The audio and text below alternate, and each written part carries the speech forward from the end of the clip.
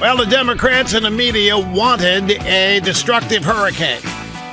Let's all admit it, they were hoping for disaster. They wanted it to validate their politics-based hysteria on something like the weather. See, a Category 5 hurricane would be seen as validation for global carbon taxes, massive regulatory control of the economy, and getting rid of Trump. They could blame Trump for a Category 5 hurricane. Thing is, Trump's Category 5 every day anyway, so what would be the big deal? Now, from sunny South Florida, it's Open Line Friday! Mr. Limbaugh, don't you feel the slightest bit hesitant making these kinds of charges? No, I don't, folks. There's no question about it. I even have a story from a website called Grabian News, the headline media. Politicize Florence. Blame Trump for storms. Predict mass death. Subheadline, Trump actively making the problem worse. Subhead, Limbaugh assisting Trump, making problem worse. Trump and I both said to be complicit in Hurricane Florence because, you know why, Rachel? Because we don't agree with climate change. And since we don't agree with climate change having an impact on this, then we are responsible for people who may not be leaving. Oh, that's another thing. People who are not leaving have become a new target for the drive-by media. Anyway, greetings. It's Open Line Friday, and it's great to be back with you as we wrap up yet another sterling week of broadcast excellence. The telephone number is 800-282-2882. If you want to be on the program, the email address, lrushbo@eibnet.us. Our official climatologist here at the EIB Network, Dr. Roy Spencer, has a great column in USA Today pointing out that the only thing affecting the hurricane is weather. That the hurricane is weather, in fact, and that there are meteorological explanations for everything that's happening. There are statistics galore that indicate the severity of, in fact, the 36, ready for this? The 36 most damaging, strongest storms since 1940 have decreased in intensity, while at the same time we have been told they should be increasing in intensity because we are polluting our atmosphere with CO2s, creating the greenhouse effect. It's like pretty much everything else. I'm approaching that point where I don't know what to do about this. Everything they're saying is not true. Pretty much everything they pass off as fact isn't true. What do you do with this? How do you reach people who are soaking all this up and accepting it and believing it? I mean, it's been the challenge of this program since it began. It's been the challenge of conservative media since 30 years ago. But as they go on, they are getting even more extreme, less connected to the truth. And it's almost on purpose. It's as though they know the truth is damaging to their assertions. And when it comes to climate change, I need to make this point again. The storms are decreasing in intensity. They are occurring less frequently. I mean, we went 10 years without a major hurricane hitting the United States coastline. We've had global temperatures declining. Why aren't they claiming credit for this? They've been out there demanding policies, and there have been policies implemented because of their demands. Why aren't they claiming credit for this progress? Why aren't they claiming credit? Why instead do they want to lie? Why do they have to lie about things that are demonstrably not true? And the answer to that is politics. The Democrats today want us to believe that Brett Kavanaugh was a high school bully. At age 17, he locked a girl in a room that she was able to get out of. When he was 17, this is something like 35 years ago, the Democrats are making fools of themselves, except the drive-by media is joining them in this effort to destroy Kavanaugh. It is a almost a redux of the Anita Hill, Clarence Thomas scenario. So the media, the Democrats want you to believe that Brett Kavanaugh and Mitt Romney, also high school bullies. Remember, they ran a story on Romney that he beat up some kid at a prep school because he didn't like his hairstyle or something. I don't remember what it was. Meanwhile, Democrats who have actually murdered and sexually abused women are celebrated and lifted to the top of the Democrat star ranks, Teddy Kennedy and Bill Clinton. Kavanaugh locks a girl in high school in a room. How many of you have not pulled high school pranks? If I spent some time here detailing my high school pranks, we've done this over the years, but it's been many, many moons since I have described some of the things I did. I loved it. In fact, I took some of those pranks to the radio as a struggling young disc jockey way back in the early days. I mean, it's just absurd. I feel like it's crazy to even address this stuff and try to refute it point by point because it feels, I don't know, worthless. Because it keeps happening. There's not a single thing that ever happens to stop these people from their abject life. There's another example out there today. Nikki Haley, as you know, is our ambassador to the United Nations. When Susan Rice was our ambassador to the United Nations, she lived on the 35th floor, the 50th floor, whatever, way up there in the Waldorf Towers. Now, for those of you who don't know, the Waldorf Astoria Hotel on Park Avenue is one of New York's greatest of all time.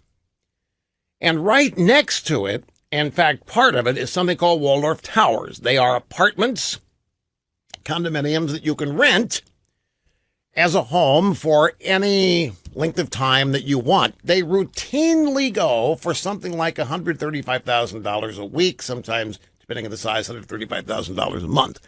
That's where Susan Rice lived. Susan Rice lived at Waldorf Towers. The federal government paid an exorbitant amount of money for her to live there.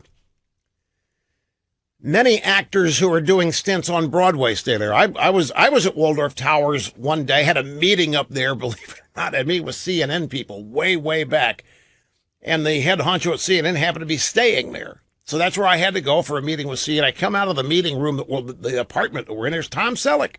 Tom Selleck is staying there. He's got he's playing somebody on Broadway. So he stops, says hi. Says, fancy seeing you here. I said, I could say the same thing. So it was 4 o'clock in the afternoon. He was on the way to his gig on Broadway. Anyway, the point is that while Susan Rice was living there, they ordered something like $75,000 or $50,000 of new drapes and $35,000 of motors to open and close them. But they didn't happen to arrive and be installed until Nikki Haley moved it. So Nikki Haley is being blamed. And even that little camera hog kid from the school down in Marjorie's, Parkland, the little camera hog kid's out there tweeting that she is making irresponsible appropriations while people are being shot and while people are starving and while people are being destroyed by hurricanes and so forth. The story has been corrected. The truth of the story is out there that Obama's administration is the one that ordered the exorbitant drapes and was paying the exorbitant. Nikki Haley staying, her rent is nowhere near what the Obama regime was paying for Susan Rice. And yet, it's all over the media. The media knows the truth and refuses to withdraw it. The media refuses to correct it. They're running the story that Nikki Haley and Trump ordered this massively expensive set of drapes and motors to open and close them when it all happened during the Obama administration. They didn't even know it. Nikki Haley and her crew didn't even know it till the installation crew shows up one day. So, okay, we got these curtains now. It's time to put them in. What does that say about you order curtains and 2 years later they show up to be installed? Anyway, the truth is that Nikki Haley had nothing to do with the expenditure. She didn't even know anything about it. And everybody reporting this knows that they are lying through their teeth. That this is a Trump-Nikki Haley exorbitance, and that it illustrates how they don't care about the little guy in the midst of this hurricane devastating people. Nikki Haley saw fit to install 55 or 75,000, whatever it is, dollar curtains in her temporary home, because nobody stays at Waldorf. Well, I guess there are people who may live there. I don't know. But they're basically apartment rentals, but are they worth $100? Well, It's like anything else. It's where it is. It's Waldorf Towers. There's nothing in there that sets it apart from any other luxurious place. I mean, the price is not that I recall anyway. Hell, even there are New York businesses that keep apartments at Waldorf Towers to, visiting clients from out of town who want company. Waldorf Towers. You have your standing. I was offered one once, way back when I first became an investor. Oh yeah, but anyway, that's just one of many examples. And here you've got Donald Trump fighting every day, pushing back against all this. And as he pushes back, they ratchet up the fact that he's the one lying and can't tell. This ridiculous controversy over the number of people died in the aftermath of the Puerto Rico hurricane. This is classic. This is pure politics. We have a computer model used by experts at George Washington University claiming 3,000 people died in the aftermath of Hurricane Maria. There isn't any evidence. It's just a bunch of experts and their computer models. And Trump is accusing them of making it up, of a number that isn't real, that the Democrats are behind it to make him look bad. He's exactly right. But now, because this involves Puerto Rico, you've got down here in Florida, you got Rick Scott, who's running for the Senate, Ron DeSantis running for governor. They're having to distance themselves from Trump on his claim here that he's not responsible for 3,000 people dying. That's what the Democrats and the media are saying. That Trump didn't care enough, didn't do enough after the hurricane in Puerto Rico, so 3,000 people died because Trump doesn't care. And Trump said, the hell with these people. I'm not going to sit here, and it's standard operating procedure for him. You lie about him, he pushes back. Well, this is caused because of a lot of Puerto Rican residents in Florida, Puerto Rican people in Florida, and friends of Puerto Ricans here, that Ron DeSantis running for governor and Rick Scott running for the Senate have had to kind of distance themselves from Trump on this. Not because they disagree with him, but because the media is hammering this, and these guys can't take the chance. They're going to have to go with the flow. They're going to have to go with what the conventional wisdom is, and that is that 3,000 people died in Puerto Rico when they didn't, and that Trump may be responsible. So these guys have to distance themselves just to show to Puerto Rican voters here in Florida that they're not anti-Puerto. It's just absurd. It just you make these claims. 3,000 people after. Can somebody name me a single hurricane where 3,000 people died? Galveston, Texas. And when was that? 1900. I think there's another hurricane where 7,000 people died. You do have to go back 75 years, where we didn't have nearly the kind of warning systems that we have today. Get people out of there. We didn't have nearly the kind of tech, recovery, and a number of things. Well, they didn't in Puerto Rico either, Rush, because Trump didn't care. We were the only nation that did go down there. We're the only ones that did try to assist. So, the Democrats, man, and when I mentioned earlier, everything, and I hate doing this, I really do, because I know how it sounds to some people. I told you earlier in the week this storm was not going to hit as it was predicted to. Not because of anything other than that's the way it always is. It's tough to predict these things far out. As a hurricane expert here, there are only two of them in my memory since 1997 that if they were forecast to hit as Category 3 or 4, they did. Most of them become much weaker before they get where they're going to hit. And the track changes constantly. You can't deny that earlier this week, Category 4, maybe Category 5. We even had a guy say it was going to be so bad we may need to have a new category, Category 6, because of Trump and because he doesn't believe in climate change. And when I happen to remind people, there's a good chance this thing might weaken. There's a good chance it's not going to go where they say right now. I was lambasted all over TV as being irresponsible because I was not following the mandated government speak on what the hurricane was going to do. And meanwhile, everybody else in the drive-bys, it was sick. They were excited by it because of the politics of everything, because everything has been politicized. And this ongoing, expanding hatred, which is just an outright poison that they have for Trump, is causing them to distort what is already a dangerous level of hatred that they harbor. The hatred's fully on display in this Kavanaugh circumstance. This is just even Ruth Buzzy Ginsburg has essentially said, this is enough. You know, she loved Antonin Scalia. He loved her. They spent New Year's Eve together. They liked opera. It was odd to a lot of people, but they were best buds. And she said, you know, he was confirmed at 98-0. That's the way it always should be. She was confirmed by a similar or high number. Democrat judges, when they're nominated, generally get confirmed by a decent number. Pretty much every Republican nominee they try to destroy, try to ruin. Clarence Thomas, Robert Bork, Kavanaugh, they try to destroy. Alito, they try to do some damage to Roberts, but didn't have much success there. But this business with Kavanaugh, locked a girl in a room in high school 35 years ago, 17 years old, she got out.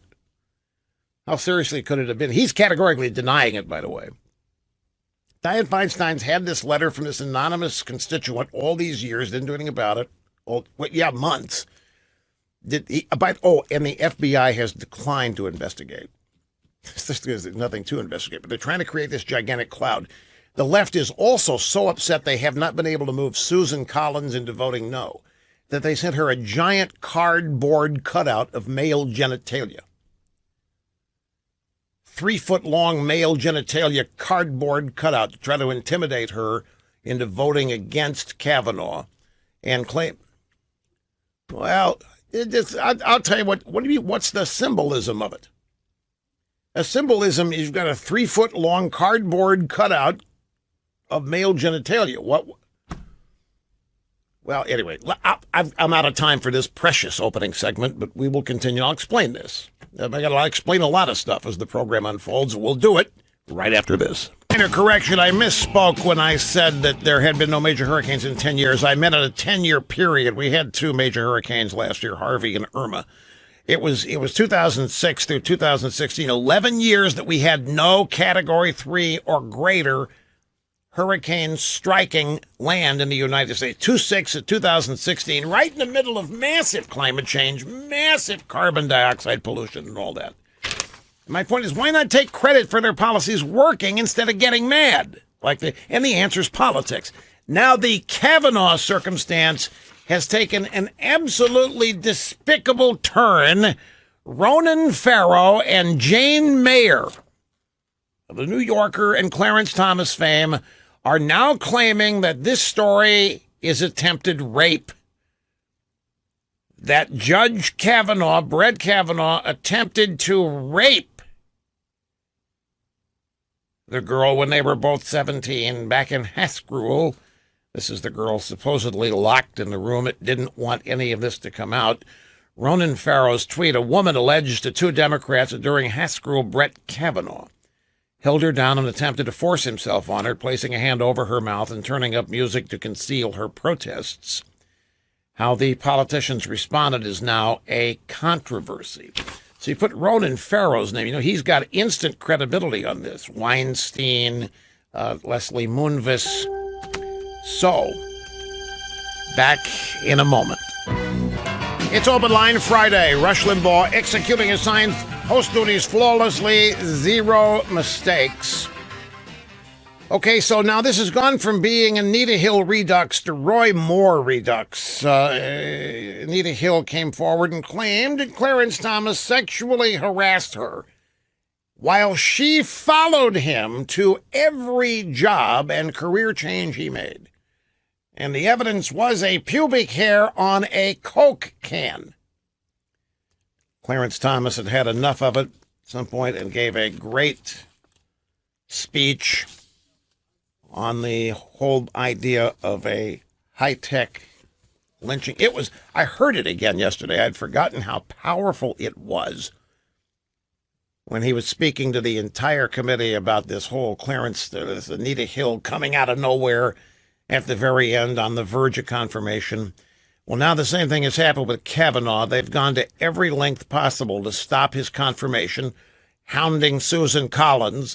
In fact, they were even bribing her. They were telling her that they were going to, and they did actually start raising like $1 million for an opponent to run against her if she didn't promise to vote against Kavanaugh. And she would not give them that. So they have ratcheted up the harassment, including sending her a massive cardboard cutout of male genitalia. And all she has said is that she doesn't like the tactics of these people that oppose Judge Kavanaugh. She doesn't like the tactics. Now, with the Kavanaugh himself, it was originally that he had locked a young girl in a room at age 17 in high school, that she eventually got out. Now, Ronan Farrow and Jane Mayer have entered the scene claiming that this was attempted rape.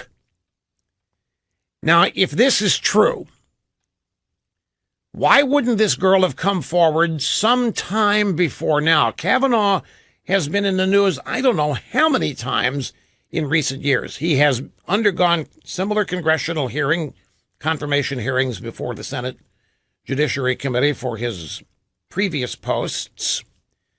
He has worked in the Bush administration. He's been involved in government lawyering for many, many years. Why now? Why all of a sudden now, when every effort to stop him seems to have been exhausted? Now, all of us, we're told that Dianne Feinstein had this letter for months and she's been sitting on it. That whoever sent it to her asked her to not do anything with it, which is really odd. Why send the letter to a United States senator if you're then going to ask, don't do anything with this and keep my name out of it? Why send it? When I heard that yesterday, it's like so much of what goes on, it doesn't make any sense. If you don't want to be caught up in this, then don't send that letter. You obviously want to be caught up in it. If you're going to send a United States senator a letter, you don't detail what happened, and then Dianne Feinstein finally decides to release it, turns it over to the FBI. The FBI says, we're not going to investigate this. Well, that was yesterday. But whoever this is out in California could have come forward many times before now, because Kavanaugh's been in the news many times before, including his previous appointments of the court. He's been reported to be on Trump's short list since before Trump was elected. Trump put together a list of people he would nominate to the Supreme Court, and it was a very important factor in him getting elected, by the way. And that's why he is judiciously following that list, because it was one of the stabilizing aspects of Trump. It was one of the things that helped people stabilize their view of Trump. That list of Supreme Court nominees was fabulous. He has stuck to it, and it mitigated against charges that Trump was a loose cannon and undependable and didn't know right from wrong, didn't know conservative from liberal, and all. But the point is, Kavanaugh's name has been out there publicly every day for 3 years minimum now. Why wouldn't this have been mentioned before? And if the charge was this serious, if it's attempted rape, why didn't Feinstein give it to the FBI back in July? And if it's true, why hasn't Kavanaugh told anybody about this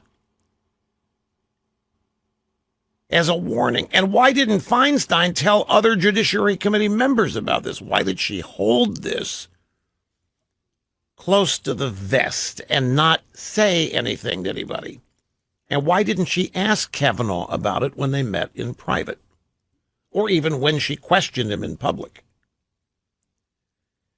Let's go to some audio sound bites. Let's see. This is Trump's. This is tweets over the hurricane in Puerto Rico. They're not letting that go. They think they've got Trump now in this hurricane in Puerto Rico, and they're going to nail him. Let's see. I tell you what, let's do. Grab sound bites 2 and 3. and 4 to start with, and 5. Yeah, here's Clarence Thomas, since we're on the subject now. Let's go back. He was on C-SPAN on Wednesday night. They aired a Federalist Society event that was recorded Saturday in Fort Worth. Justice Thomas spoke, and here is a portion of what he said. I was asking a friend this week, what happened to the word honor? Think about it.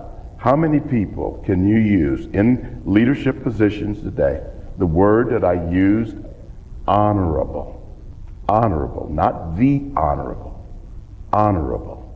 If we could use that word about more people who are in public life, people who actually ask the questions at confirmation hearings instead of Spartacus.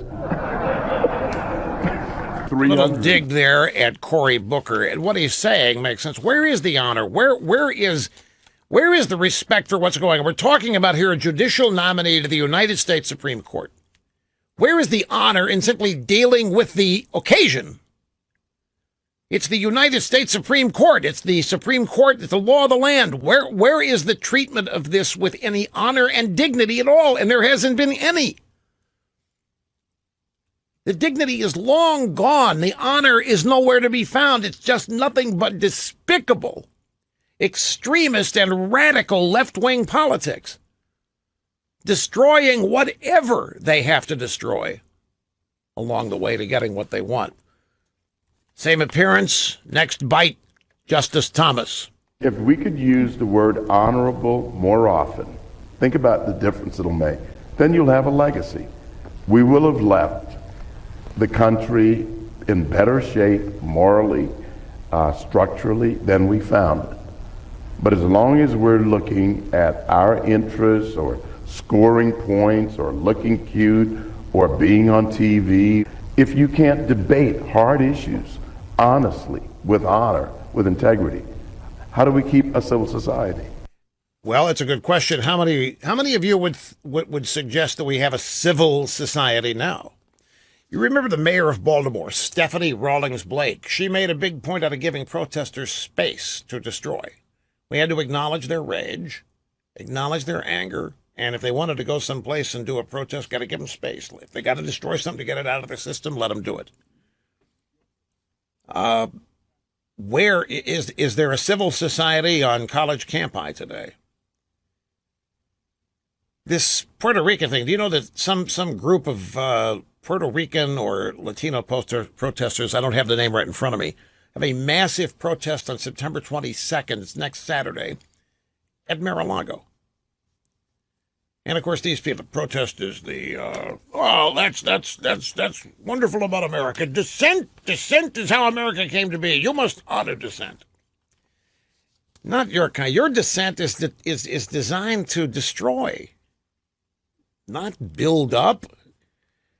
Anyway, it's a great point. Here is Justice Thomas. We're going to go back and just listen to a little bit of the high-tech lynching remarks that he made. It's October 11th, 1991, on Capitol Hill during the confirmation hearings. This is after the Anita Hill thing had been brought to life. It was the wife of Senator Paul Simon, by the way. For those of you who weren't alive in 91 or old enough to pay attention, Thomas was sailing along. The left was fit to be tied because they considered this to be their seat. Thurgood Marshall, first African-American Supreme Court justice that passed away. George H.W. Bush nominates Clarence Thomas, and they went berserk because that was their seat, they said. That seat belongs to a Jesse Jackson type, not Clarence Thomas, and they raised holy hell. And they were not able to stop Thomas until at the very end, they had persuaded this babe, Anita Hill, to come forward and claim that Clarence Thomas had sexually harassed her. And it was the wife of Illinois Senator Paul Simon who led that process of going to her and talking to her, getting her to do it. There's some other California babe named Susan Hirschner. She testified looking constantly constipated. I've never forgotten. I had a great impression of Judge Hirschner, or what. She was an administrative law judge. She was basically a shrink judge. And it was a circus. And here's Justice Thomas as a confirmee. Well, he's not confirmed yet, as a nominee testifying about all this. This is a circus. It's a national disgrace. It is a high-tech lynching for uppity blacks who in any way deign to think for themselves. And it is a message that unless you kowtow to an old order, you will be lynched, destroyed, caricatured by a committee of the U.S. Senate rather than hung from a tree. Right, he went on to talk about how it was Kafkaesque. Ruth Bader Ginsburg, Wednesday night, Washington, George Washington University School of Law. She spoke and she did a Q&A, and this was part of what she said. Justice Scalia, who is certainly a known character, he had been a law professor and written many things. He had been on the D.C. Circuit, and the vote was unanimous. But that's the way it should be, instead of what it's become, which is a highly partisan show. There you have it. It's true. She got confirmed 88-0 or 88-2, whatever. Justice Scalia 98-2. It was overwhelming. We haven't seen those days since Robert Bork. Brief time out, my friends. Open Line Friday continues right after all of this. Rush Limbaugh, because we know for you, only the best will do. On the EIB Network. Has abandoned coverage of Hurricane Florence in order to cover the Manafort plea deal. With Robert Mueller, they are so eager to hear that Manafort finally sold Trump out that they have left coverage of the hurricane. Do you realize this is akin to them leaving coverage of the search for the Malaysian jet? They have abandoned coverage and are waiting for details on the Manafort plea deal. I'm going to be able, with the assist of several legal beagles that I know, to explain the Manafort plea deal to you.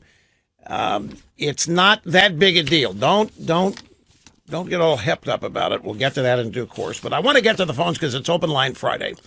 And I always have as an objective to get to phones early on Friday, just as a matter of policy. So where we're going to Fayetteville, North Carolina, is Daniel. I'm glad you called, sir. Welcome to the program. You are up first today. Hey, Russ. Thanks for having me. Yes, sir. Just real quick, get to my point. Here in Fayetteville, we're kind of inland from the storm, so not really a lot going on. But my wife and I have been watching the news the past couple days, last night and today, and you could see, especially CNN and a lot of the other channels, really hyping up the storm. And then as it got closer and closer to landfall, it kept downgrading.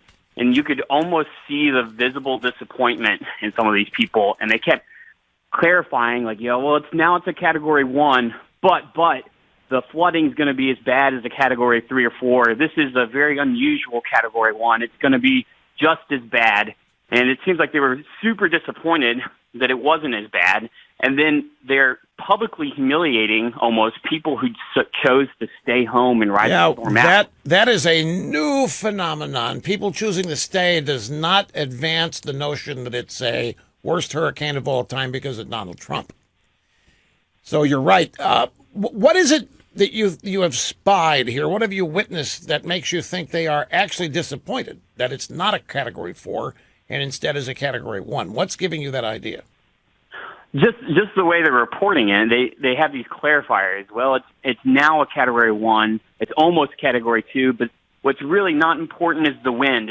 It's going to be just a ton of rain, which is going to be the equivalent to a Category 3 storm. It's just all quantifiers that as it gets less and less, they keep acting like it was going to be worse. Right. And then it's very shrewd of you to pick up on this. I'm very happy to hear that this is being done without my advice and assistance. Very, very shrewd. You're making me feel very worthwhile today. You've learned well. Right. Well, and then my other point is they are going to the beach and reporting on the beach. So why are they exempt from having to evacuate? Oh, because that's peasants. You misunderstand. This is media valor. Don't you get it? Well, it's elitism, is what it is. This is media heroism. They're more qualified. Let me ask you a question as you're watching this stuff. The camera shots, the actual camera images. I mean, you got these reporters standing there holding onto poles and so forth. Are the camera shots steady, or are the cameras vibrating and shaking all over the place? Most of them have been pretty steady. There's been a couple guys where... Wait a minute. Whoa. Steady? with a hurricane that should have been a Category 4? What do you mean steady? Well, Especially handheld. These cameras ought to be just darting along. It ought to be practically impossible to hold a camera still, is what I'm getting at. oh, I agree. A mystery. It is. A real mystery. And then, as you just mentioned, as soon as the Manafort, I was flipping on I just put my daughter down for a nap, came to check the news, and they already have a panel up on Paul Manafort. So Oh, yeah. we cannot advance the agenda anymore, so it's time to move on to the next thing. Well, as in they've done the damage they can do, and now it's time to move on to something. That's the definition of drive-by. That's why we call them drive-by media, folks. They came along, they've shot the place up, they've done the damage they can do, and now it's time to move on and start shooting up whatever's going on with Manafort. Now, let me tell you one thing about the rain. They're right about something in a kind of convoluted way. This is going to be a huge rain and flooding event, not because it's got the rain of a Category 4. It is because it's so slow moving. It's not moving out of there. And that's why there is going to be really devastating flooding, tremendous amounts of rainfall. It would be the case if it was just a thunderstorm squall line and just came right over your house and stopped. This is going to be pretty much stationary, slow moving for 12 to 18, maybe 24 hours. It's just going to dump its load there rather than moving at a rapid clip like most of them do. It wouldn't matter Category 4 or Category 1, but that's just an example that you properly noted of the attempted hype. But the rain event is serious. It really is. It is the fastest 3 hours in media. I'll try to explain the Manafort plea deal as best for all it'll be worth. The media is going to be lying through their teeth about it all afternoon, but at least you'll know what's factual about it. Get to it after. Told you, I'm going to explain it. You know, you got to wait for the show to begin because I can't tell people this stuff when the microphone isn't on. You would. What about Manafort? What about I'm going to tell you about Manafort. I'm going to tell you about Puerto Rico. I'm going to tell you about everything. You just got to be patient out there. From sunny South Florida, it's Open Line Friday. Yes, sir, Bob. Wrapping up yet another stellar, one-of-a-kind, busy broadcast week with your host, Rush Limbaugh. Talent on loan from God. Happy to have you here. Telephone number if you want to be on the program. Remember, Open Line Friday, talk about whatever you want to talk about. It can be as irrelevant as you want it to be. That's what Friday is for.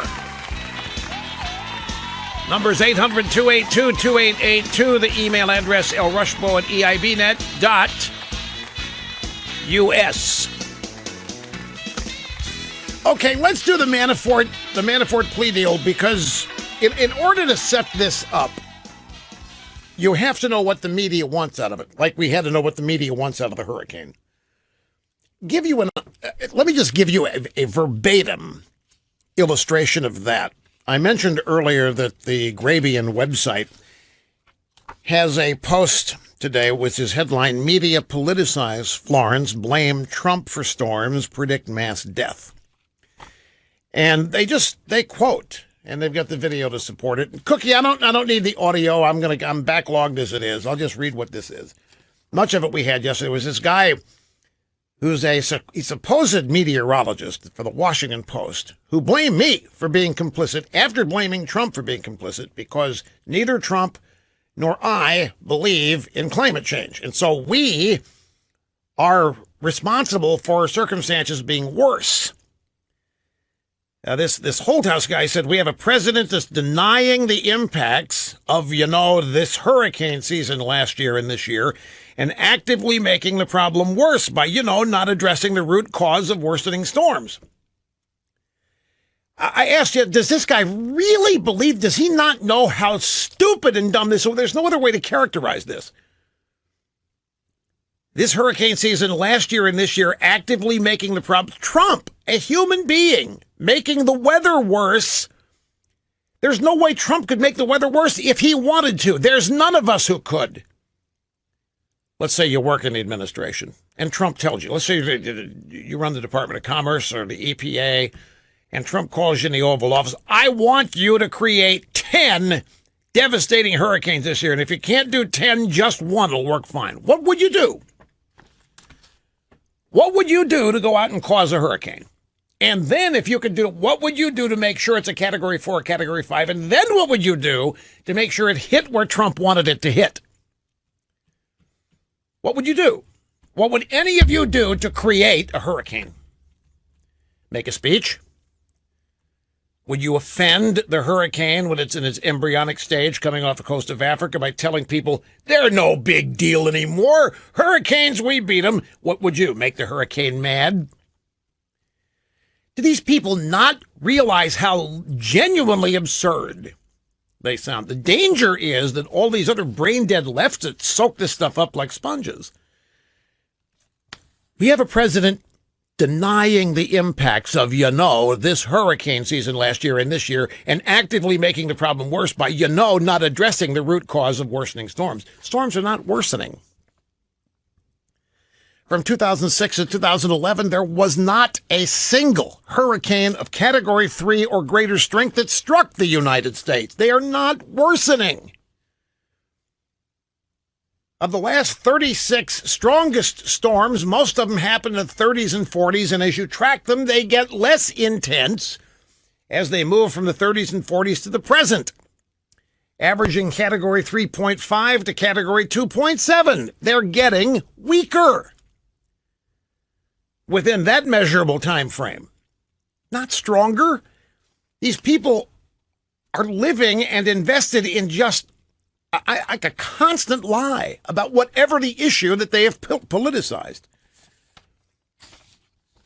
On CNN, they brought over a guy named John Avlon, not to be confused with Frankie Avalon.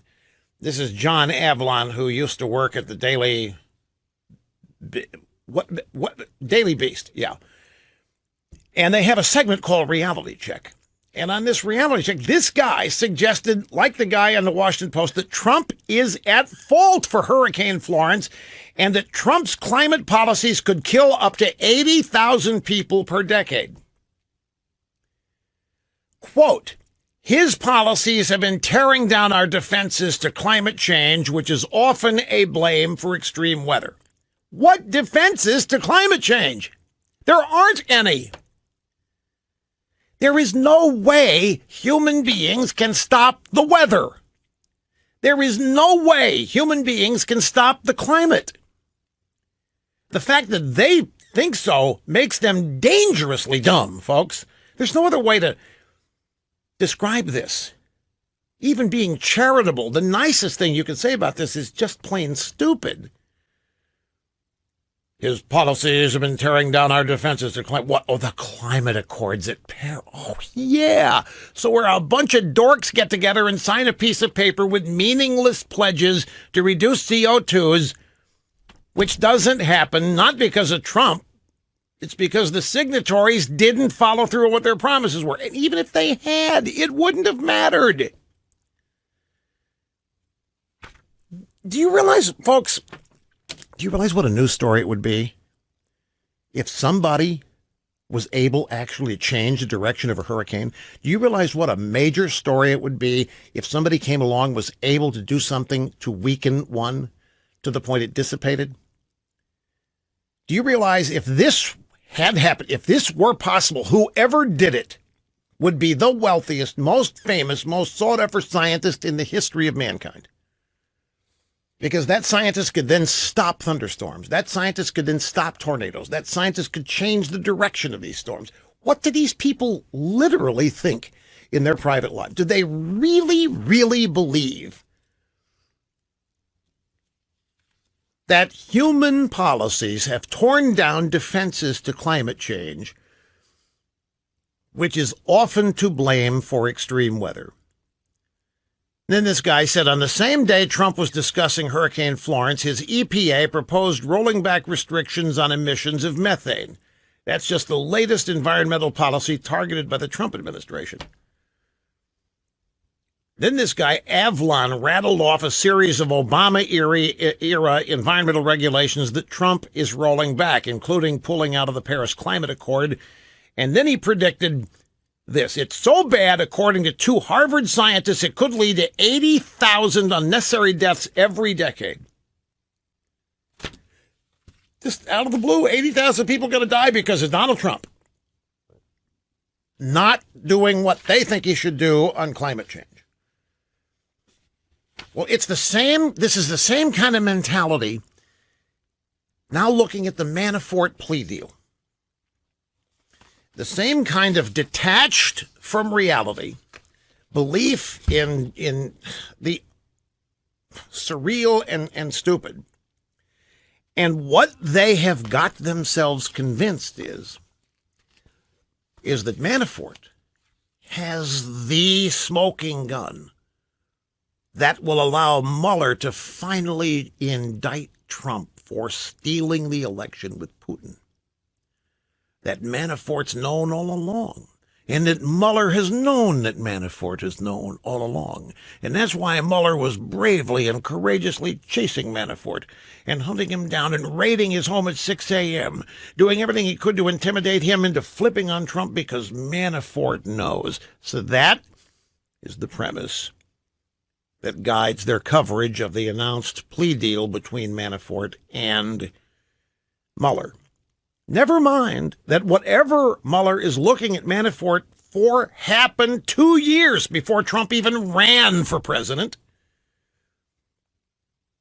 Manafort was barely working for Trump for 100 days, but the things that Mueller is investigating Manafort for happened long before Trump's presidential campaign.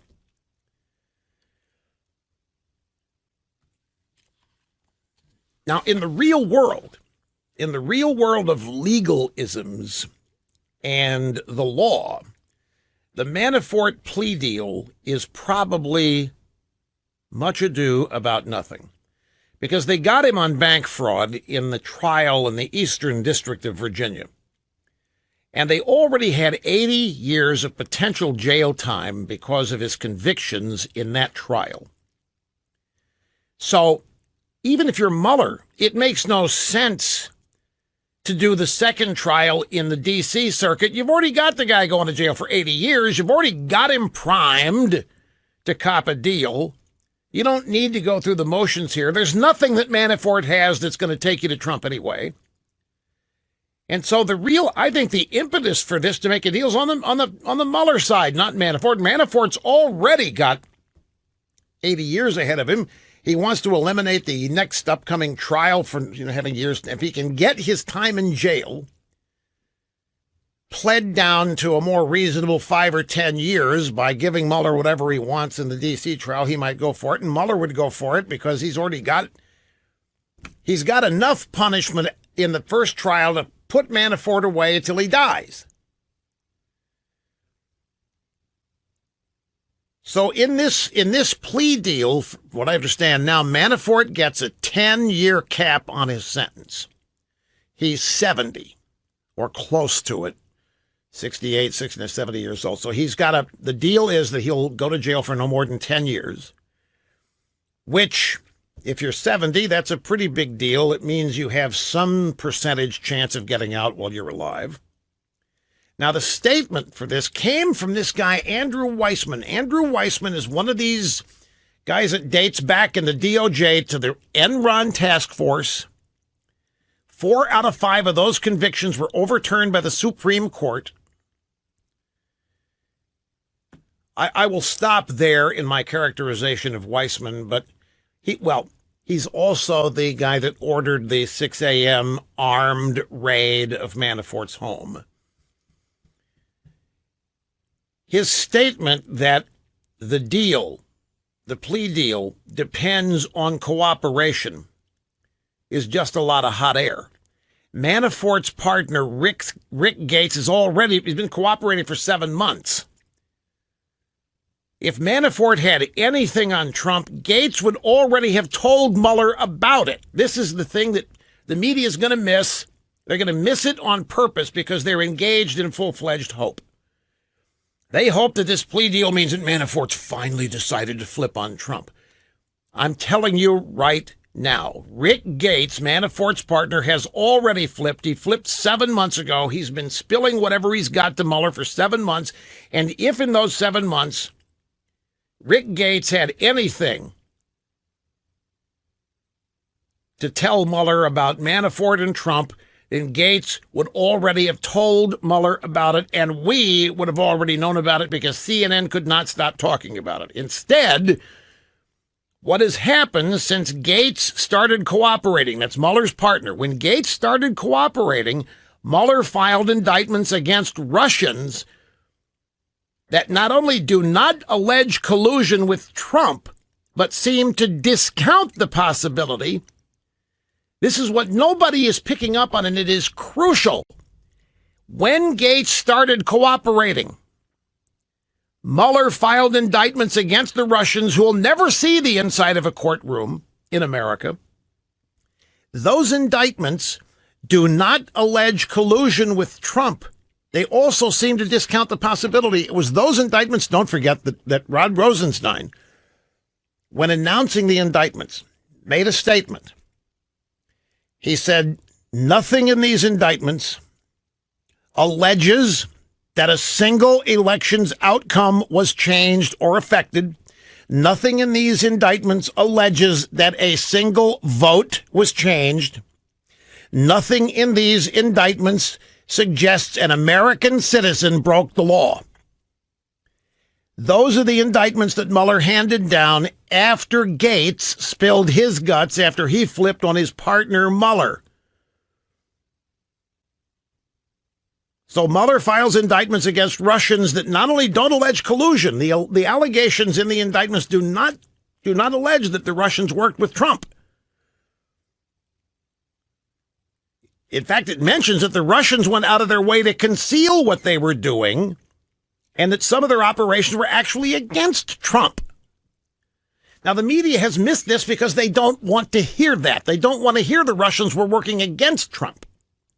That'll go against every hope and dream they have, that Trump was colluding with Russians.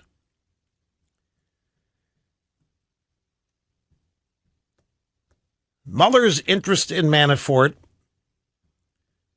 is about what Manafort can tell him about his own contact with Russian oligarchs. I don't think this is about Trump because the period of time for which Manafort is being investigated, tried, charged, nothing to do with Donald Trump. And so I don't believe the plea deal has anything to do with Donald Trump. By the way, this is consistent with what Manafort's legal team is telling the press. Manafort's lawyers are saying that Manafort's got nothing on Trump, that there was no collusion. Now, what I've just told you is the truth. You will not see this. I predict you will not see anything, very little of what I've just told you in the drive-by media. It's going to be the exact opposite. It's going to be speculation. It's going to be hope. What does Manafort have on Trump? What has Manafort told Mueller? You're going to have panel discussions speculating on what Mueller might have learned from Manafort about Trump colluding with Russians. It's not about that in any way, shape, manner, or form. Just listen to Manafort's lawyers. They're telling the media that this plea deal has zero nada to do with Donald Trump. You're listening. Open Line Friday, Rush Limbaugh, yet again executing assigned host duties flawlessly with zero. Boy, I hope that guy doesn't fall in. This guy standing on the pier. Well, it doesn't look that bad out there. There's actually not that much wind. This guy's dangerously close to the... Man, I tell you, it's valorous what these media people are doing out there. Is a tree down somewhere? You kidding? MSNBC has found a tree down that they've reported. Wow, a tree is down. Well, that's worth breaking news. But we will not break. We're going to go back to the phones. We're going to start with Kingsley in Houston. I'm glad you waited. Welcome to the broadcast, sir. Hi. Hello, Rush. Huge mega dittos, and it's a treat to chat with you. I thank you, sir, very much. I wonder, as America's anchorman, I would like to know why you believe President Trump has not declassified and released the FISA and 302s, and then what you believe his strategy is for this question.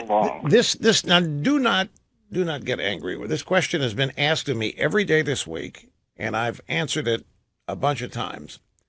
And I'm happy to do it again because I want to reach everybody here that's wondering about this. The one school of thought, and there are many, one school of thought is that Trump is waiting to get closer to the election to declassify and release all of this so that it will have an impact on people's vote-making decisions. But there is other scuttlebutt. And one of the most interesting I have heard is that the reason the president is not releasing it is because it is so devastating to all the people you're thinking about. James Comey, Obama, Hillary, McCabe, Strzok, Smirk, and Page, Bruce and Nellie, or Glenn Simpson, Fusion GPS, that it is so bad, those people would never want this stuff to come out. It would destroy them. It would ruin their integrity, their reputations, and Trump knows it. And Trump is holding it over their heads, and as long as Trump doesn't release it, that when this all ends, it's going to end with a whimper, because these people do not want Trump taking any serious action, or anybody else taking any serious action against them. I have to take a break, but there's one other aspect of this I need to attach. Every day, it is Open Line Friday. Barack Obama continues to try to claim that he is the reason for the booming economy. He's literally out of his mind that Trump is claiming credit and getting credit for it. And it's hilarious when you see what Obama's case is, the case he's trying to make. Now, we'll get to all that. I'm trying to set the table with things coming up so that you don't think we're one-note sambas today on this hurricane stuff. The question about Trump and releasing classified data, not just the FISA applications, but there's a lot more, folks. Devin Nunes, the House Intelligence Committee, and Mark Meadows of the Freedom Caucus has desperately been seeking documents from the FBI and the Department of Justice that would indicate when this investigation began, what really triggered it, who was responsible for it, what they've done. Those document requests have been unanswered. Nunes, chairman of the committee, has subpoenaed these documents, and Rod Rosenstein simply refusing to turn them over. And people have been saying Trump could release this stuff any day of the week. He can declassify it any time he wants, and then we would know. Why doesn't he do it? And I've had this question every day this week. And there's so many possibilities for them. Let me quickly run through them again. The first obvious possibility is Trump is going to do it, just waiting until it's closer to the November elections to do it, to have some sort of impact. Another ongoing theory, this is relatively new from earlier this week, at least new from the standpoint of I just heard about it, and that is that all of these documents are so devastating to all of these people, the FBI, the DOJ, the names that you know, Comey, Clapper, Brennan, McCabe, Strzok, Smirk, Lisa Page, Bruce Orr, lovely wife Nellie, Glenn Simpson, Fusion GPS, Hillary Clinton, Barack Obama himself, that the data, the details of what they, because remember what this all is. All of this entire investigation, including Mueller, has two objectives. The whole thing started as an exoneration of Hillary Clinton. She's the Democrat nominee. They have to exonerate her from the crimes that she did commit. And they are numerous. The Clinton Foundation crimes, the illegal fundraising, and then, of course, the illegal email server, the trafficking of secure, top secret documents. They had to clear her of all crimes. They had to go through the motions of making it look like they were investigating and then exonerating her. Then they had to cover up the fact they did all that. But it was crucial that Hillary wins. Their jobs depend on it. Their careers depend on it. The deep state staying in power depends on it. They had to exonerate her. In the process, all kinds of irregularities were committed. The Mueller investigation, I happen to believe, is one of the cover-up efforts to distract everybody from what was done to basically not hold Hillary Clinton accountable to the law. And so the documents that would indicate this would be devastating and destructive and damaging to everybody involved in it. That Trump knows it. He can see these documents without having them declassified. The ongoing theory is that Trump knows this, and because of this, he's got a huge amount of leverage over all these people.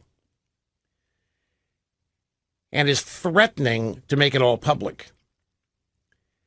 And the theory is that the president will not do this as long as he is assured that when everybody wraps this up, that it's going to be a big bunch of nothing, that Mueller's not going to end up having anything except a tawdry little report, that nothing's going to happen to anybody in the Trump campaign or any of the sort, because if otherwise, Trump's going to unload this stuff. Now, I just heard this theory this past week.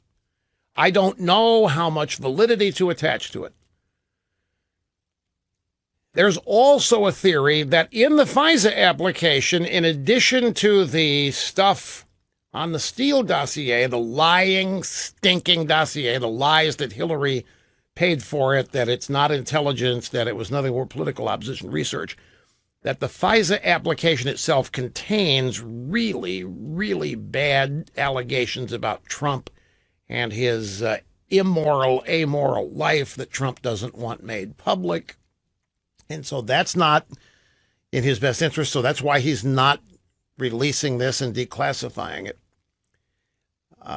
Look, folks, your guess on this is as good as mine. There are a lot of people who think none of this ought to matter, that the American people have a right to know just what the hell has been going on the last 2 years that's distracted everybody, that has created all kinds of misperceptions, misconceptions about Trump and his campaign and his election, that the people have a right to know this stuff has gone on in secret. Kim Strassel is one of these, Wall Street Journal. They just dump it.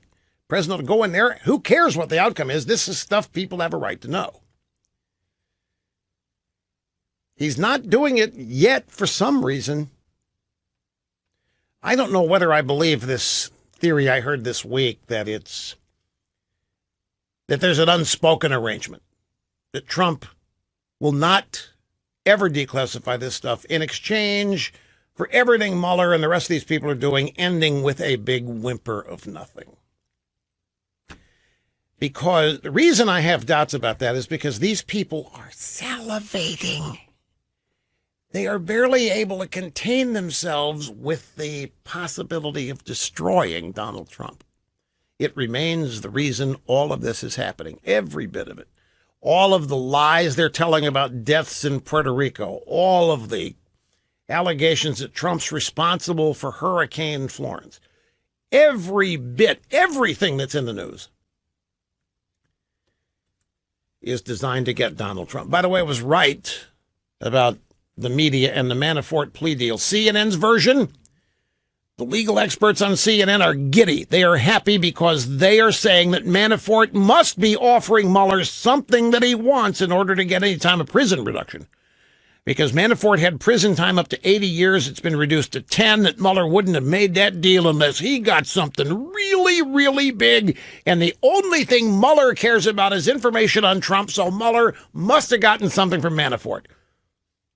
That Manafort has ratted out Trump or is going to rat out Trump. They're rubbing their hands together. They can't see straight. They're so excited about this. So that's how CNN's reporting it. I'm telling you that's not what this is about. We'll see. Meantime, back to the phones. Open line Friday. Nick in Greensboro, North Carolina. I'm glad you took the time to call, sir. Hello. Hey, Rush. Hey. Great to speak with you. Thanks for taking my call, and thanks to President Trump for listening, because I know he listens to you every day.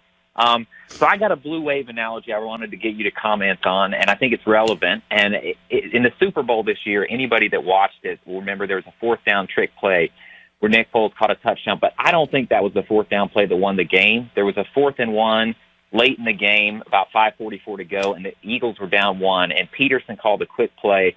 They completed a 2-yard pass to Zach Ertz, and that was on the go-ahead scoring drive. And my point is they didn't punt the ball, even though conventional wisdom or an establishment-type coach would say punt. They kept the offense on the field in the waning time because they knew the other team had Brady. And in my opinion, and what I wanted you to comment on is I think the Democrats have their own Tom Brady, and that's the media. But the Republicans still have the ball, and it's 4th and 2 months to go. They got the House, the Senate, and the presidency. And so if they want to prevent a blue wave, don't punt it to Tom Brady and the media. Go on offense, bring back Obamacare repeal, border wall spending, tax cuts permanent, confirm Kavanaugh, win on your own terms. And I think if they do that, they don't have anything to worry about. But I wanted to hear your comment from it. Well, okay, let me, I'm searching for something because you have just inspired a memory of something I have here in the stack. and I know what it is, even if I don't find it. But I want to try to find it to be able to share it with you almost on a verbatim basis, and it's going to be in this other stack, and it's about the Puerto Rican hurricane. Now, hang on just a second. Nick, don't hang up. I want to be back to you here in just a second. He's right about one thing. In the Super Bowl, he was talking really fast there, but the Eagles did have a 4th and 1, and every rule in the book says punt, but it was late in the game. There's no way they wanted to give the ball back to the Patriots. They wanted to keep it. They were definitely on offense. They wanted to convert a 4th down to 1st down and just keep ramming the ball down the throat of the Patriots and eventually get a touchdown, which they did. It was a gutsy call, and it did precede the trick play, which was the Philly special, which was the rollout pass to the quarterback. But that wasn't the big play. The big play of the Super Bowl was the way the Eagles executed that touchdown pass to their tight end, Ertz. That there might have been some controversy over whether or not it was a catch, but that play is a play the Eagles had been running a certain way all season. They chose to run that play out of a different formation with motion for the first time all season. The Patriots had never seen it on tape. And the Patriots cornerbacks are running into each other trying to defend that play. That was the play of the Super Bowl. It was but it wouldn't have been made possible without the Philly special and all that the guy or Foles that he's talking about here. But the lesson is offense. Stay on offense. Don't punt the ball back. Don't trust the defense. Here we go. You say the Republicans need to go on offense, Nick. Well, I want to ask you what this. Bring Nick back up. I want to ask you what this is. I'm holding here in my formerly nicotine-stained fingers a story from Reuters. Now, you've heard that Trump claims there are not 3,000 deaths in the aftermath of Hurricane Maria in Puerto Rico, right? Yeah. Okay. You've heard that Trump's tweet says it's made up by the Democrats to make him look bad. You know, the media is having a conniption fit over this because they claim that the estimate of deaths from George Washington University cannot be disputed. Trump is saying, show me the bodies. There aren't 3,000 people that have died. House Speaker Ryan does not dispute Puerto Rico death toll. Speaker Paul Ryan said yesterday he had no reason to dispute the official death toll of 3,000 from last year's Hurricane Maria. Well, you want the Republicans to stay on offense, and here's the Speaker of the House siding against Trump and with the media on a very important story about Trump believability and credibility. Then Jeb Bush has weighed in on Trump's Puerto Rico tweets, calling them incredibly disheartening. Jeb Bush criticized Trump's controversial tweets about the death toll in Puerto Rico after Hurricane Maria. Bush tweeted Thursday, incredibly disheartening comments from our president. George Washington University hasn't counted any 3,000 dead bodies. Nobody's been to the morgue. Nobody's been to the funeral homes. These are estimates. These are guesstimates based on computer models comparing previous storms. Trump said when he left Puerto Rico, the guys that run the country said maximum 16 people had died. Shortly thereafter, the count becomes 3,000, 2,975, something like that. So what's your reaction to that, Nick? You want him to go on offense, but it seems like the Republican establishment doesn't want to help Trump out in this particular fight. Well, I appreciate that. And my thought when you were speaking through that was Paul Ryan was on the same ticket as Mitt Romney, who didn't go on offense and lost. And Jeb spent $130 million for an exclamation point. So no, he spent $100 million for 3 delegates. So yeah, they look like an exclamation point, but I can, yeah. But he was on defense the whole time, and he got 3 delegates. Trump got over 300 electoral college numbers, and so that's my point. Trump went on offense, and he won, and Trump's offense is what's going to get voters to turn out. And so if the Republicans sit back and do nothing, then I just really think. Do you think they want to hold the House? I think that I think they do. I think that their mindset on how to do it, I don't think they want to fight. I think they want to hold the House by not fighting, and that's not true of all of them. Because President Trump's the exception to what I was talking about. But in Congress, like I think they want to, but if they have to go fight and put up with the media, I don't think many people can stomach in the House what Trump has to put up with every single day. There's nobody. It's not just the House. There's nobody in the country who could put up with it. Nobody who He didn't start would it, want but to. he'll be happy to finish it. Rush on the EIB network. Anyway, folks, this blue wave, red wave is all moot anyway. CNN called the election yesterday. Some of you may not have been with us, but it was breaking news. CNN announced that the Democrats were going to win the House because of a poll they've got. They have a generic poll out that shows the Democrats lead by 10. It's a poll of likely voters. CNN pointed out that Republicans do their best in likely voter polls and are down 10. So effectively, the November elections are over. CNN has called it. The Democrats will win. We did that. You were traveling back. You didn't hear this yesterday. We broke into regular scheduled programming 2 or 3 times to announce this yesterday. CNN has called the November elections. The Democrats have won based on polling data. They're not even waiting for the exit polls. They're just using pre-election polls. Who's next? Where are we headed next? Somebody want to tell me? Laura in McFarland, Wisconsin. Greetings. Great to have you. You're with us next. Hi. Hi. I have a question about your book series. I have a couple of grandsons I'd like to purchase books for. Yeah. Do you ever offer special, like a grandma special, where if I buy the books, I can have a digital copy so I can read it too? We do not do. We don't sell them.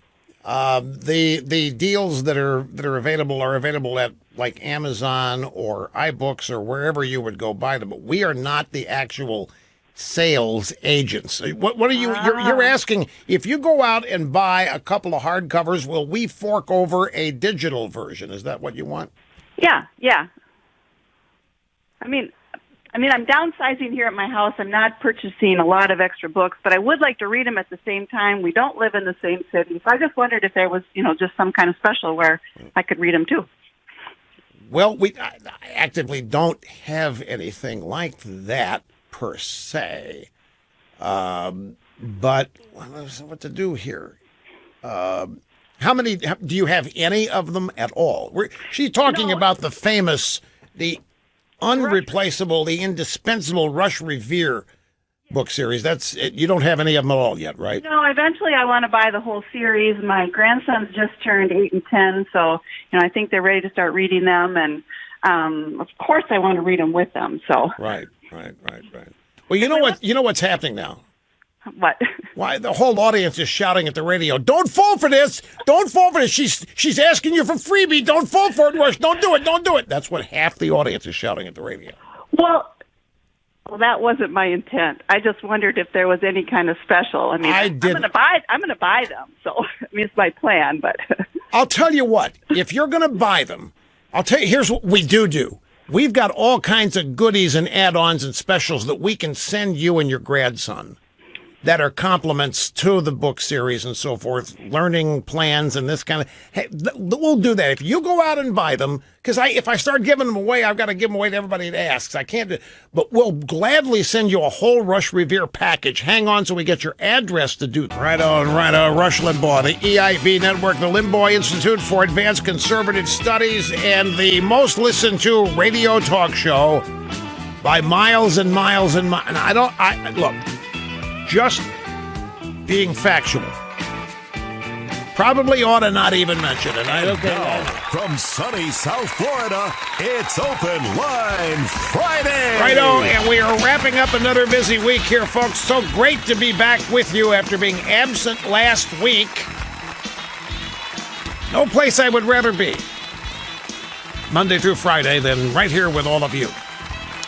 It's Open Line Friday, which means that whatever you want to talk about is fine. Even if I have mentioned something 5 times already this week, you can ask me about it again. Have at it. That's the purpose of Open Line Friday.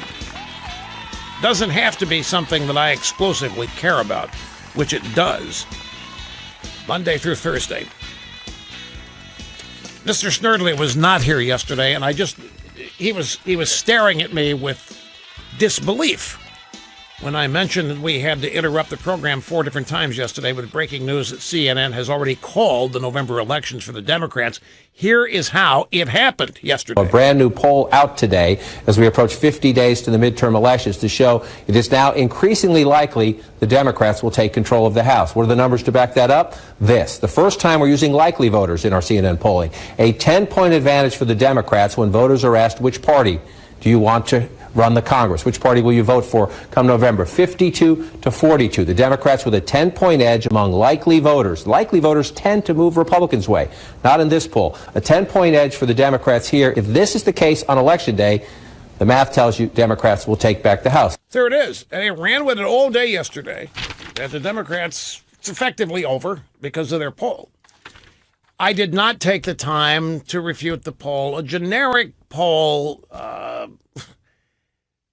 is rendered meaningless when you start adding names to it. When there are individual races, then people's opinions change dramatically. And by the way, how hard would it be for an outfit like CNN to find a sample of 52% Democrats and 42% Republicans? But anyway, this is a sign of the cocksure arrogance and the overconfidence, and maybe even a little bit of the hope that they have invested. Here is Jerry Brown. Jerry Brown was on Bloomberg TV's Balance of Power this afternoon talking to David Weston. You know who David Weston is? David Weston used to be the president of ABC News. And I don't think he's gone because of any kind of Me Too stuff, like Weinstein and Moonves. But he got out of there. So, but now he's over at Bloomberg, and he's hosting an afternoon show on Bloomberg TV, Balance of Power. And he's talking to Moonbeam, the governor of California. First question, how much progress can states like California make on their own on climate change without the federal government? Ultimately, we need the leaders of every country in the world, Russia, China, U.S., all in on trying to combat climate change before it gets so deadly that we see mass migrations, tropical diseases, and widespread deaths from suffocating heat. Those are all real. Now, they may be 30 years away, but in the lifetime of most of your listeners. 30 years away. Those are all real things. With mass migrations, tropical diseases, widespread death, suffocating heat. They're all real. Now, they may be 30 years away. Whoa, wait a minute now. Back in 1979, Newsweek magazine runs a cover story on the coming ice age. And 6 months later, they changed it. And that's when the modern day global warming movement began. Now, it actually precedes that, but I mean, intense political movement. You can trace it to 1980. When I first heard about it, folks, I was in Sacramento, and it was, it would have been 1985 or 6 or 7. I'm watching This Week Needs David Brinkley. And there was a guest on the show named Dr. something or other Oppenheim. And he was talking about climate change. Global, not climate, there was no such thing as climate change back then. It was sheer, pure global warming. And same thing, mass migrations, incredible heat, rising sea levels, all this. Now, back then, he said, we only have 20 years. We've got until the next millennium to figure this out. And are you certain, he was asked, can you swear to us this? He said, no, not today. But we can't afford to wait to see if we're right or wrong. We have to assume that we're right. We have to assume that that global warming is coming, because if we don't deal with it in 20 years, we're cooked. It's done. Well, that was 18 years ago in 2000. So now here comes Moonbeam, 18 years after the date originally said was the Cook date. And now it's not imminent, but it's going to happen in 30 years. We better get busy. We need the leaders of all of the nations in the world to get together on this. Folks, I'm at my wit's end trying to intellectually deal with this. This is so... I will reserve and withhold the possibility that they know they're lying through their teeth. That this is all just a giant scam that they know they're running and that they're all in on. Because if it's not that, if they really believe this, then we're up against something that we really haven't included in the mix, and that's genuine stupidity. It's more than lack of knowledge. That's ignorance. And it's more than just laziness. This is if they really believe this stuff, that this is a belief in something that is so outrageously impossible. Man-made climate change. We can't do it. We can't change anything. We never have been able to, and we never will be able to. And yet these people say, we better get going on it or we're all going to cook. Where is the evidence we can do anything? All this is what makes me wonder, do they really believe this, or are they just sounding so convinced because they're after all the money in the world they can get? Which is what this really is. It's a gigantic fleece the United States program, a gigantic fundraising effort. One more from Moonbeam. You tell me, do these people really believe this, or is it a giant scam they know that they're running? We do have the right, under a law signed by Richard Nixon when he was president and Ronald Reagan was governor of California. He was my predecessor when I became governor the last time. So look, we got the power. Now, President Trump, under certain procedures, can try to eliminate that, and he's doing that, and we're fighting him in court. And I believe we will be in court longer than he'll be president. Trump must be stopped, and must be stopped now. That's what California's commitment is. Trump must be stopped and must be stopped now. I purposely didn't tell you the question. I wanted you to hear the answer. The question he was asked by David Weston, can the federal government actually inhibit the progress you're making in California against climate change? They're not making any progress on climate change. Nobody's making any progress on climate change because we can't. The only thing we can do with climate change is adapt to it, which is what human beings have done from the beginning of the eons. We adapt. All living things adapt. Some do it naturally, know they're doing it like animals. We do it because we have superior intelligence. We adapt to things. Like we invent air conditioning. We like shade trees. We invent Coke, Coca-Cola. We, any number of things. We adapt. When it rains, we seek shelter. But yet we build our homes right there on the water where we're standing a chance of a gigantic storm. The storms have been there long before we've been here.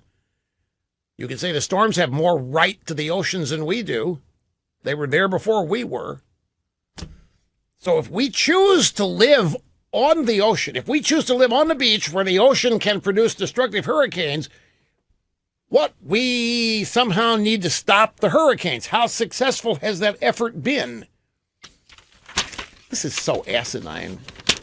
Anyway, the question was, can the federal government actually inhibit the progress that you're making? Because as you know, Governor Brown, there's a fight right now between the state of California and the federal government on fuel standards. Does the state of California have the right to proceed if the federal government says it can't? Well, hell's bell. Everybody heard of illegal immigration in sanctuary cities? The state of California is in utter defiance of federal law each and every day, much like southern states during the Confederacy were. In fact, they're much like the southern states. We'll get right down to it. Except the subject is illegal immigration, not slavery. Let's see.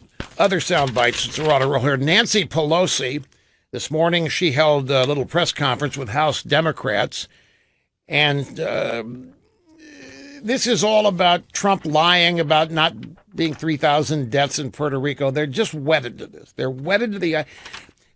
It really is a survey, a computer model from George Washington University. Nobody has counted the bodies. Nobody has seen the caskets. Nobody has seen the funeral homes. There haven't... In fact, Governor Cuomo, Andrew Cuomo, son of Mario the Pious, went to Puerto Rico this past summer for the fourth or fifth time. He's out there cultivating votes. He's running for governor. He never once talked about 3,000 deaths. Never once blamed Trump for it. Never once even talked about the fact that 3,000 people died in Hurricane Maria. This is a recent invention. Well, the number's been out there for about a year. It started out being 4,600. Then a competing group had it at 4,600. George Washington University comes, no. Our computer model, 2,975, plus the 16 that died before Trump got there. Oh, that's another thing. The 2,975 died after Trump left, don't you know? Yeah, proving that America didn't care about hurricane relief in Puerto Rico. So here's Pelosi, among others, talking about people of Puerto Rico and the U.S. Virgin Islands are still struggling to heal and recover. The suffering endured by our fellow Americans over the past year has been a challenge to the conscience of our nation. Yet President Trump tweeted yesterday that the death toll of 3,000 Americans was made up to discredit his presidency. Think about that. Pray over that. Think of the people who are affected by that. How is anybody affected by it? You can't prove the number. It is manufactured and made up by people at George Washington University, a bunch of Democrats. Trump is exactly right on this, and this has been established. Breitbart fact check. Trump is right about Puerto Rico. Critics manipulating Hurricane Maria death estimates. The Washington Post noted some statistical models back in June. The New York Times calculated 1,000 deaths through October. The Center for Investigative Reporting calculated 985 deaths through October. The University of Puerto Rico at Mayagüez professors calculated 822 with a 95% confidence range that the total was somewhere between. Nobody knows. Every institution is estimating and guessing. Pennsylvania State University professors calculated excess deaths about 500 in September. There are a total of 1,085 if the same pattern held in October. A Latino USA analysis using updated data from Puerto Rico's Department of Health calculated 1,194 excess deaths. These are deaths after the storm in September, October. We're talking about last year. Then in June, a Harvard study published in the New England Journal of Medicine estimated the number of deaths at 4,645. You know what the official figure was in Puerto Rico when that number of 4,000 went? The official figure in Puerto Rico was 64. A year ago, the official figure in Puerto Rico was 64 deaths related to Hurricane Maria. Now we've got all these inflated guesstimates based on computer models, which are estimates. Okay, this many people died in the hurricane in Zimbabwe. This many people died in the hurricane in San Cordoba. This many people died in the hurricane in Houston. This many people died in the hurricane in Outer Mongolia. Given all of that, this is probably what happened here in Puerto Rico. That's how they're doing this. Rush, that doesn't make any sense. I know.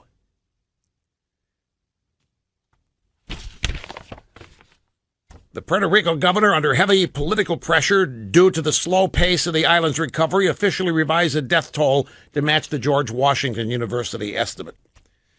The AP yesterday accused the president of stating without evidence that the Puerto Rico hurricane death count is a plot by Democrats to make him look bad, but the evidence is ample that the Democrats and much of the media did exactly what Trump's accusing them of. Their goal, and the goal of Democrats who are hyping probable outliers as established facts, is to take down the Republican Party in November. It would not be hard to stand up for Trump. He's alone on this, but nobody wants to because Puerto Rico voters in Florida and Puerto Rican voters in other states. So we had this caller earlier. We got to stay on offense, but there doesn't even Ron DeSantis. God, this had to be Ron DeSantis loves Trump. He's running for mayor here in Florida, Republican. You know who he is, right, Ms. Snerdley? Yeah. Well, even here, Rick Scott and he have to.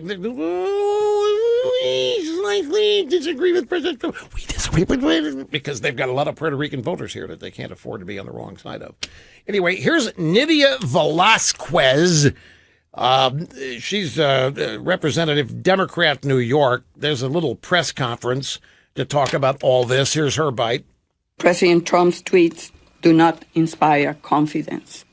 Just imagine, just by the mentioning that there is a storm forming in the Atlantic Ocean, people in Puerto Rico rushed to every store.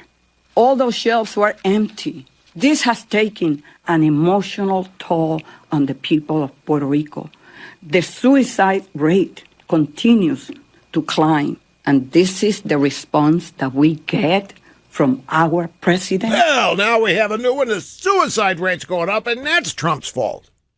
Because the store shelves were empty when a hurricane was approaching. And finally, what would a soundbite roster play be without Sheila Jackson Lee? Our friends and neighbors in the Southeast region are not only being plummeted, but they are being rescued.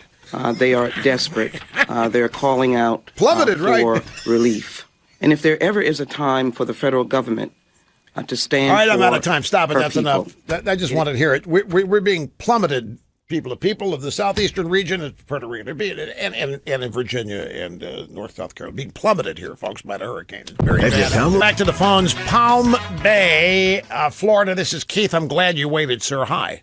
Hey, thank you for all the enlightenment you've done over the years, and I hope many, many more to go, Rush. I'm flattered to know that it's worthwhile that you notice. That's I appreciate that. The first they now trying to recalculate the deaths after storms, that they've done the same way for 100 years now. Now on CNBC this morning, Joe and Becky and the progressive socialist ex-New York Times reporter, Andrew Ross Sorkin? Yeah. Apparently he's at a conference of all his elite buddies, and they're trying to discuss how to change how they calculate economic numbers because President Trump has had such a success, record-breaking. And they were talking about the GDP being projected to be over 3% for the next 2 years. And they claim that they want to add to that also that it's being unfairly redistributed down to the poor. They want to change these numbers just to make President Trump look bad. Right. And, I have a great success story. I might be the first person President Trump put to work. Election night, 2:40 in the morning, I wrote on Facebook, I was a gun-toting, Bible-thumping, uneducated redneck deplorable before it was cool. Erased it 10 minutes later and had shirts 3 weeks later. And now for the last year and 10 months, I'm up to 31 shirts sold on the East Coast gun shows. And I hope you can stop in if you're in town. West Palm's next one is the 13th to 14th. I'd love to give you a deplorable shirt. Well, that's very thoughtful. I appreciate that. Revising numbers, when Obama was president, GDP was puttering along, dripping along at 1.2%. They revised how it's calculated, even and to elevate it, and start including things in it that have never been included. I'm not surprised to hear this. Thirdly, it's a good question. Here's Jim in High Springs, Florida. Welcome. Great to have you with us. Thanks, Rush. It's a long-time listener, first-time caller. I have a lot of the problem with the Kavanaugh, with not Weinstein, with the senator from California. She's got something on this judge. Do they expect us to believe that this person exists? And if they do, how do we know that person isn't paid off? And if we're going to go back on on a judge or the president, why are we worried about that? What they did years ago and never were convicted of, such as the judge, you can't even prove that. And then with the president, I don't care less about his sex life before when he became president. Who cares what he did? Who cares who he paid off, if he paid off anybody? So what? What about our senators and our House representatives that use our money, tax money, to pay off, to use hush money for them? We need to know who all they were, and who the people were that did this. You're singing my songbook, and I'm hoping that most voters are like you. looking at all this, listening to all this thing. So what? It doesn't matter. And it's not going to keep me from voting. Now, again, keep in mind what this is. What he's talking about is this Feinstein letter that she produced yesterday after having in her possession for months and months and months. It started that a woman claimed when Kavanaugh and she were 17 and in high school that he locked her in a room with a buddy of his, but that she was able to get out. She sent Di-Fi a letter, but in the letter she told Di-Fi she didn't want to be named or identified, and she didn't want to pursue this, and she didn't want it investigated. So why send a letter? Anyway, Dianne Feinstein said, okay, you know what? We won't pursue it, and she gave it to the FBI. The FBI said, there's nothing to this. We're not going to look into it. It was first discovered. It was that he had locked this girl in a room. Supposedly. This is all supposed. Well, guess what? The latest is that Ronan Farrow and Jane Mayer claim that what really happened was that Kavanaugh raped this girl.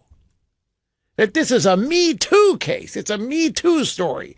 And that Kavanaugh, 35 years ago in high school, tried to rape this girl. Now you're saying, we don't care. It's 35 years ago. Why can't members of Congress show us they haven't done anything to anybody at 35? That's not what this is about. They don't care. They want to stop Kavanaugh, the Supreme Court. They want to keep another conservative off the court. Whether this is true or not doesn't matter. This is about the seriousness of the charge. The Democrats are fed up with losing people in this Me Too movement. The Me Too movement's claiming Democrats. Harvey Weinstein, Les Moonves, all of them are. All of them have been sent packing. 99% are Democrats. So now they come up with this. This is a last-minute thing, and people are rightfully saying, you mean nobody knew this 6 months ago? Nobody knew this when Kavanaugh was confirmed for the D.C. Circuit years ago? Kavanaugh has been a public figure in Washington for all these years. Confirmation hearings there, confirmation hearings there. Nobody ever knew about this. This is simply the Democrats trying to use the media to attach Kavanaugh to the Me Too movement, because the Me Too movement has one characteristic. If you're named, you're done. Am I not right? If you're named, you are done. You're Harvey Weinstein and you're named, you're done. You're Les Moonves and you're named, you're done. You don't even fight back. If you happen to be accused of abusing women, sexually harassing women, raping women, you're done. That has been a feature of this movement. So what they're hoping is this means Kavanaugh's done. Whether there's anything to it or not, there's no evidence, there's no proof. There's just he said, she said, categorically denying everything Kavanaugh is. There wouldn't be any evidence of 17 years old, 35 years ago, high school. Now you bring Ronan Farrow in, who is beyond reproach because it's his stories that have nailed Weinstein. It's his stories that have nailed Moonves. It's his stories that have nailed all these Democrats. Democrats are fed up that their guys are getting nailed. None of the women are. It's just the guys. And so now it's time to share the wealth here. Time to go get some Republicans. Who better than Kavanaugh? They've tried everything. They tried intimidating Susan Collins by sending her a 3-foot-long cardboard cutout of male genitalia. I don't know why that would frighten. How old is Susan Collins? 67. Why would something like that frighten Susan Collins? Not like she hadn't seen that before. They did a GoFundMe campaign to try to get, a political opponent of hers to run against her in a Senate seat. And that's bribery. That is actually violation of campaign finance law. None of it worked. So they couldn't get her to commit to voting against Kavanaugh, so they dragged this thing from Feinstein out. And I'm telling you, they're relying on the fact that it's going to create a giant cloud over the vote and maybe stop the vote, or maybe cause some Republicans to get really scared and not vote for the guy, because what if it's true? And then a Republican senator ends up voting for a child rapist. This is what they're trying to do. They're trying to stop this, and it's the seriousness of the charge, not the nature of the evidence. Meanwhile, you're out there saying, and I frankly think this is a whole lot of America. We don't care. They didn't care about Access Hollywood video, did they? They didn't care about any of that other stuff the left dragged up about Trump, did they? The deplorables and all of the bitter clingers, they didn't care about any of that, did they? So why do you think they've started? I get that ticks off the Democrats, too. Look, folks, in my mind, all of this deserves one of the biggest bits of backlash we have ever seen. That is what's called for. Backlash against every damn Democrat and media person in this country that is responsible for promulgating these abject lies on virtually everything that they pretend to tell us is news. Quickly, Trish in Bloomfield, Michigan. Glad you waited. You're next. Hi. Hi. Thanks for taking my call, Rush. You bet. Listen, yesterday you talked about Google being an arm of the Democratic Party. So my question to you is, what search engines can we use that can avoid all this? Well, I have a couple for you. I don't know how different they are from Google in terms of being leftist. But I don't think either of these two actually had an office in the West Wing during the Obama regime. A real good one is called DuckDuckGo. And you know what's good about DuckDuckGo? No. They don't track you. Oh, my. Okay, thank you. You do not leave any trace of any website that you have visited if you use DuckDuckGo as your search engine. Okay, got it. What kind of computer or phone do you use? An iPhone. Okay, DuckDuckGo is, if you go into Safari, or if you go, I'll find it and I'll announce it. There's a place where you can set your default search engine. I think it's in the Safari settings. Okay. And you can choose DuckDuckGo right there, and it'll be your default search. In fact, let me look here real quickly. I think that's where it's going to be. And if it's not, then I'll find it during the break. Yeah, it's Safari and default search engine. It's right at the first thing you see at the top. Okay. Search engine. You've got Google, Yahoo, Bing, or DuckDuckGo. Bing was going to be the other one I mentioned. It's Microsoft. Right. There's still a bunch of leftists, but they're not. I don't. But DuckDuckGo. It's one word. DuckDuckGo. You'll see it. Great. In the settings there, and choose that. And the best thing about that is no tracking. Amen. Thank you. My pleasure. Quick time out, folks. Back with much more after this. Don't go away. In every corner of this world, Rush. Your name is a household name. Limbaugh. Team that started Boll and Branch. Scott and Missy are their names. And the reason they did it was to sell luxury sheets they had invented for themselves and their families. Yeah, people are interested in different things. They happen to love the most luxurious sheets because they had experienced them in a lot of great hotels, a lot of places, and they hadn't been able to find them at average retail store. They loved them, and so they set out to see if they could manufacture them just for themselves, and they were able to. They had experienced the fine quality of greatest cotton you could find sheets in five-star hotels, but when they could find them in retail, it'd be $1,000. It's way too much. So they figured out a way to make the same kind of luxurious experience for just a couple of $100 and couldn't wait to share their discovery with everybody else. So they opened Boll and Branch. Friends told other friends. Product sales on their website went through the roof. Boll and Branch now is more than just luxury sheets. They use the same pure organic cotton to make luxury towels, throw blankets, duvet covers, and now luxury pillows. You will not believe these. If you think the sheets were, and they are, luxury pillows. Like everything Boll and Branch does, it's with a lot of thought. Their newly introduced pillows are 3 years in the making and testing. Yeah, they had beta pillows. They had beta testing on them. Trial and error. Hundreds of model pillows before they found just the right combination. They use the same pure organic cotton that they use in making the sheets.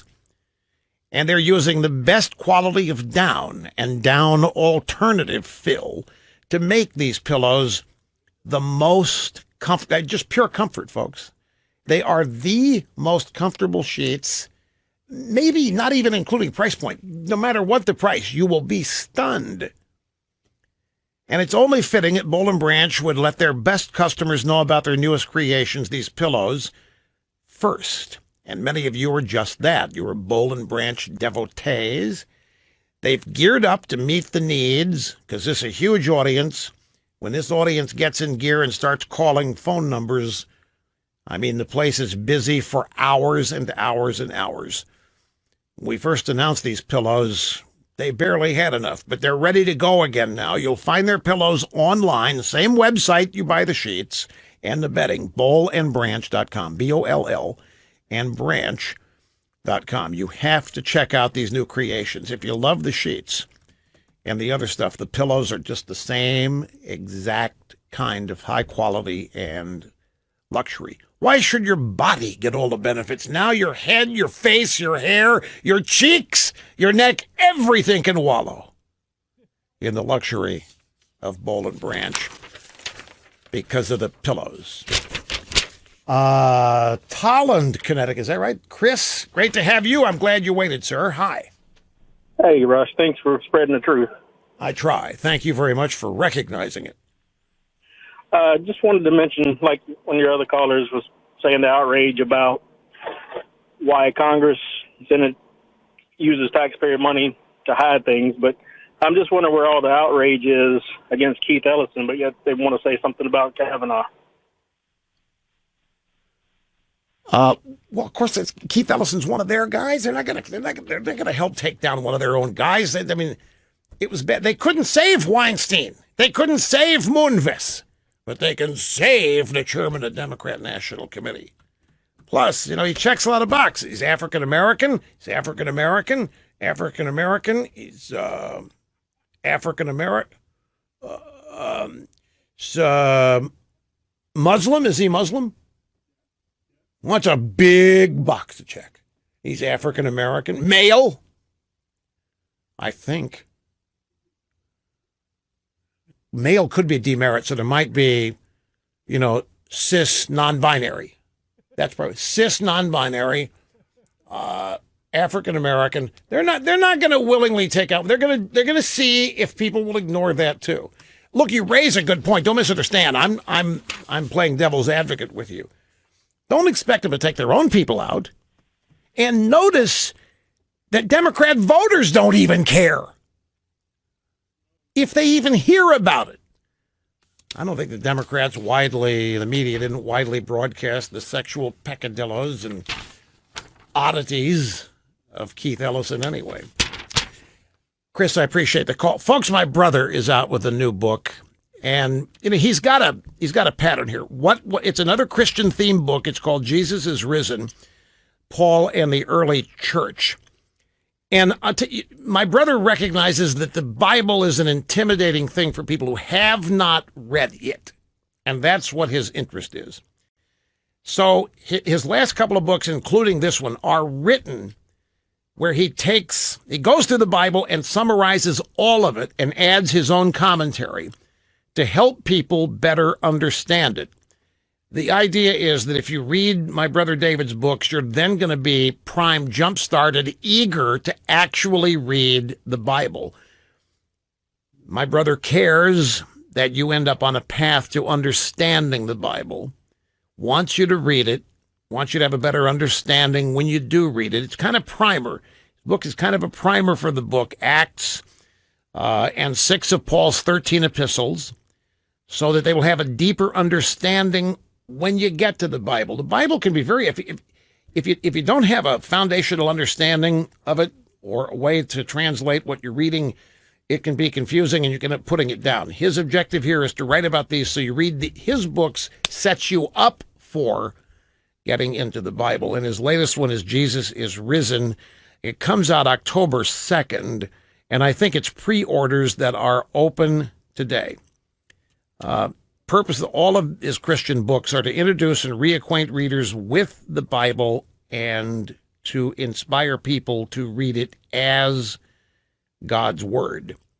And his enthusiasm is contagious. This latest one just out October 2nd, but pre-orders it today at Amazon or wherever else. Jesus is risen. Just search that and you will find it. Don't doubt me. Rated the number one. Years ago, the drive-by media all nodded in agreement when Obama said the new normal was 2% GDP growth. Get used to it, because the old days of 4% growth were never going to happen again. Now we got 4% growth, and poor little Obama's whining that he should be getting the credit for it when he told us never to expect anything like this. See you on Monday, folks. Adios.